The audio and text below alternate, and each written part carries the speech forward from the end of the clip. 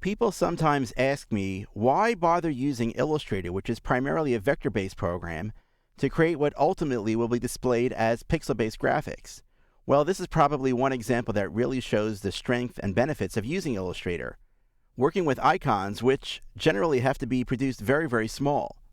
For example, as a designer, you may find it somewhat frustrating that when working with low resolution and small graphics in a program like Photoshop, make it difficult to really work with detail. However, with Illustrator, we know that when working with vector graphics, we can always zoom in as close as we need to create all that wonderful, perfect detail in our artwork, yet at the same time be able to export that artwork in any format and at any resolution that we might need. Now, more and more these days, designers are being asked to help developers create applications and design applications for devices such as the iPhone or the iPad, or what Apple refers to as iOS devices. Now, one designer, his name is John Hicks, he's based in the UK, actually went ahead and created a template inside of Illustrator to actually make it easier to create these icons for the various iOS devices. Now, thanks to John's generosity, he's allowed me to include this file along with your exercise files for this title.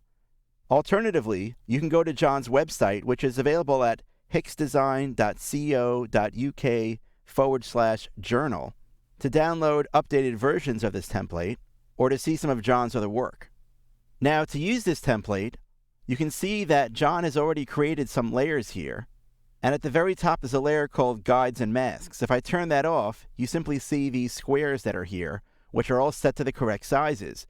You can simply go ahead now and design the artwork as needed across this actual template, and you would put all those elements on the artwork layer, and when you're done, you could actually click on this Guides and Masks layer to reveal it, and you'll notice that each of these are also set up as separate artboards. So all you would need to do is simply click on one of the artboards to make it active, then simply go to the File menu and choose Save for Web and Devices to export just that one icon.